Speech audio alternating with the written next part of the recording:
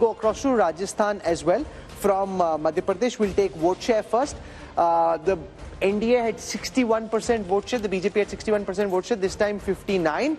The Congress had 34, this time 35. Let's quickly see how that converts into seats. No surprises here. If that's how big your lead is, 59 plays 35 in a bipolar election, it's a clean sweep. So they're holding on, Yashwant Deshmukh, two areas where they shouldn't lose.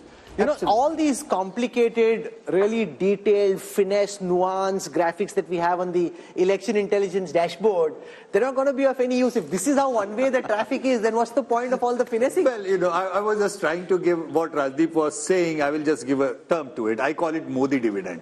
There is a clear-cut, on an average, 15 points Modi dividend as far as the Lok Sabha election is concerned. And the split vote, ironically, you know, I coined that term in 2004 while explaining why Vajpayee's popularity did not translate into votes for the NDA in 2004, because there was a lack of a split vote. And since then, we have seen slowly and steady, the number has been increasing. While Rahul is correct that, you know, in many of the states, it is not very clear-cut in that way, because in many states where BJP has been absent. Now switch to the south, and remember, Rajdeep, there's been this big north versus south effort that the opposition is making to try and build a narrative around how North Indian states are different from South Indian states. Do South Indian states truly feel and vote differently? We'll find out in this hour. Remember, we've given you the North India numbers in the first hour. 154 of the 180 seats going to the BJP-led NDA. India Alliance just 25, others 1. So there's a north typhoon. What's happening in the south? Is there a hurricane the other way around? Let's start. India mein cyclone aata hai, sir. Cyclone. Okay, the southern cyclone. Sorry, the southern cyclone and there are cyclones that take place in south of the country. We're starting with Karnataka, a state which, remember, went to the polls 7 months ago in Vidhan Sabha. And interestingly, this is what it's showing.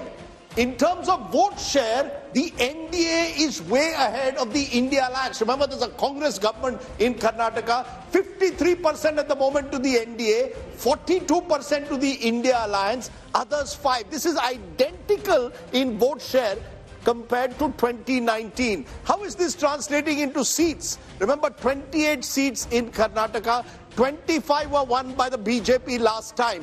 And we are saying the BJP is down just 1. 24 from, remember, 27 now includes the JDS, which has joined hands with the BJP there. So the BJP, JDS 24, that's down 3, but they're still holding its own. India Alliance just 4 in a state where the Congress is in power, and India Alliance means effectively Congress here, others 0. So you've got the first southern state giving bad news to the Congress party. And Rajchandgappa, it's your home state, so why don't you kick off? It suggests very different verdict to what we saw 7 months ago when the Congress won pretty decisively. But let's say, Rajdeep, it's not surprising in Karnataka. It's if history. You recall it started from Karnataka when Rajiv Gandhi swept Karnataka, winning about 26 out of 28 seats in 1984. Within 3 months, Ramakrishna Hegde was elected as Chief Minister. We're going to see the reverse polarization happening in this case, where for Karnataka they felt that the Congress was good, it was needed because the BJP government was not effective, and therefore the voters likely to tilt towards giving Modi the mandate, because he did campaign extensively there. He did push, if you remember the final phase, a certain percentage up over there. So Karnataka, and the other thing BJP has smartly done is tied up with the JDS. So the Vokliga vote, which would have made a decisive difference in Old Mysore and others, is getting split across these two. And secondly, if you look the way they have mended fences with the Lingayats, bringing Vijayendra, who's the son of Yedurappa, into the picture, the BJP has tried to cover its flanks. But let us see. I mean, Shiv Kumar is a wily contender. And you might see a little more seats going this way towards the Congress. Let's come to Telangana. We look at the vote share numbers for Telangana first and then the seat share numbers. So in Telangana, the BJP thinks they will be able to gain ground. They had 4 seats the last time. So when we look at the seat share for the BJP in Telangana, our poll is predicting 21%, just marginally up, 1% up from the last time. The big jump here is for the Congress, which was at 30% last time, this time at 41%. Whereas the BRS and the other parties, which includes OVC, coming down to 38 from 50% the last time. So the big change really is the bump in the fortunes of the Congress and the decline in the fortunes of the BRS. How does this translate into seats? The only sliver of hope that we're seeing of all the numbers that we've put out so far in the Mood of the Nation opinion poll are actually coming from the 17 seats of Telangana, where the Congress's tally is expected to go up from 3 potentially to 10. That's up 7 from the last time. The BJP was at 4, could come down to 3. That's down 1. The BRS was at 9, could come down to 3. That's down 6. The AIMM stays where it was the last time. So OVC wins his seat. 3 to 10. Now, from what I know, Amit Shah and the BJP big guns will be figuring out some way कि इनको ये 10 नहीं देनी है, इनको कुछ नहीं देना है भाई. You know, Rahul, the fact is honeymoons do exist. You know, I know that we are in a world where even live-in relationships are now looked at with a question mark, but a honeymoon is still fine. In the poll, the honeymoon is on. Whether it will be on in May or not, we don't know. This is the one state where at the moment Yashwant's poll seems to suggest that the honeymoon is on. They just won an election, 2 months ago? And therefore, there isn't even enough time for any anti-incumbency as of now to build. That's the sense I get, Yashwant. Am I right? Because in the contrast with Karnataka, here seems clear, where the Congress is still very much the new party that has just toppled a 10-year-old government. I think Congress is reaping benefit of the popularity of Revanth Reddy. I think what is happening here is that in absence of any national leadership popularity or popular national leadership, Congress has to now look around for the popularity of their local leaders, and this is one state where definitely the popularity of Revanth Reddy is. So why is it working in Telangana but not Karnataka? It's not working simply because we have got 2 popular contenders, and Rashid Bhai might be able to tell this, but I am dead sure that the Deputy Chief Minister of Karnataka would not like Congress to win in Karnataka in Lok Sabha election, because if Congress loses Karnataka in Lok Sabha election, that paves the way for him to become the Chief Minister. I think this is a bit unfair, because Mr. D.K. Shivkumar, and Rajdeep would correct me if I am wrong, played a very big role even in Telangana, the amount of efforts he made there. So so far he's a disciplined soldier of the Congress. We need to move on, because otherwise we'll get caught in the politics of one state, and then people in Andhra will start feeling bad, and that's never a good idea when you're discussing Telangana and Andhra Pradesh. So Andhra Pradesh on your screen next. 25 seats here. I look at projected vote shares first.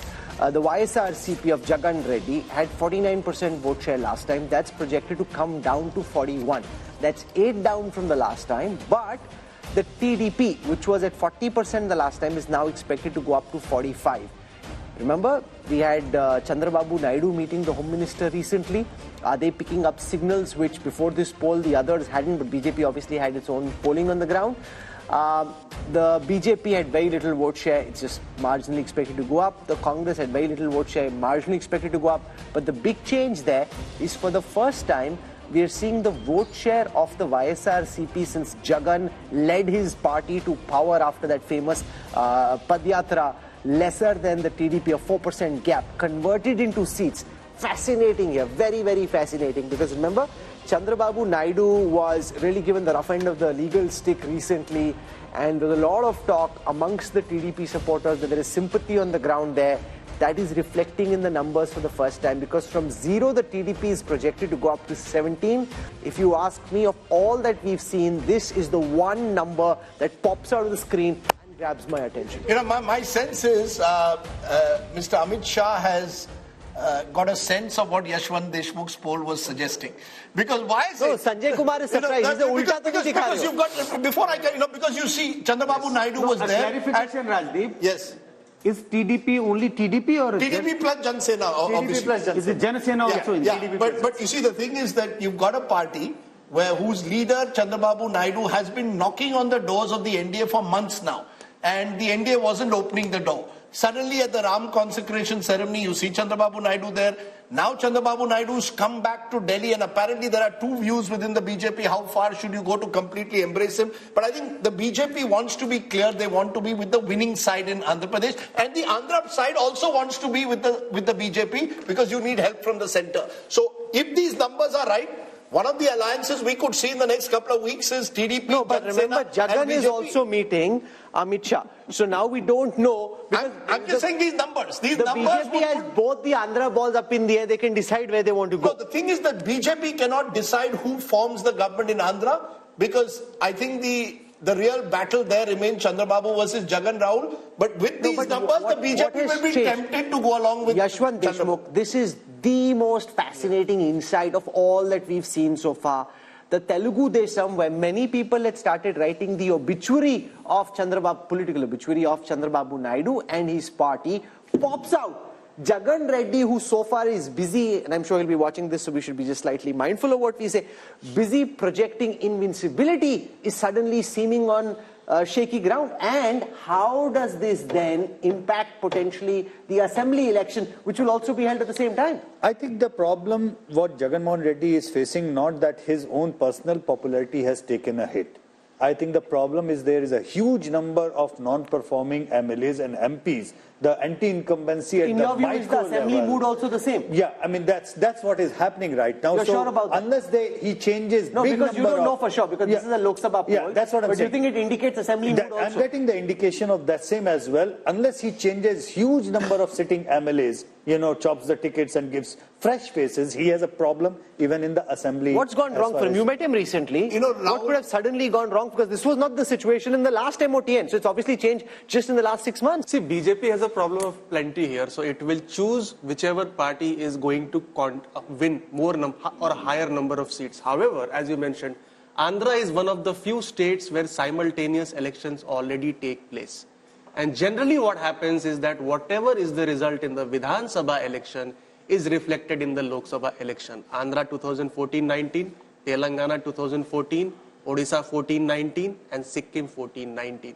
So this could be reflective also of the YSRCP facing pressure or anti-incumbency even at the local level. I can tell you one thing very clearly. Chandrababu Naidu is going to be on India Today television very soon. And Tamil Nadu is the one state where the UPA or the India alliance, at least at this moment on the surface, looks settled.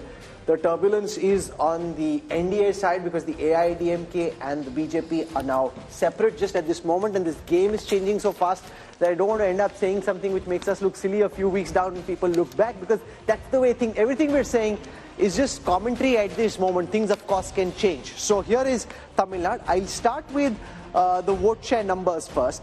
So the NDA projected to be 15% vote share. The India Alliance from 53 to 47. This is largely the DMK and the Congress and some of their smaller allies. Now you've got the AIDMK in the others, which is now expected, the others together are expected to be 38%. Let's look at seats. Yes? In the others, actually AIDMK is also there. A lot many smaller groups are there who are not yet aligned. So we do not know which side will they be in. So a lot of this AIADMK on its own is hardly about 30% at this point of time.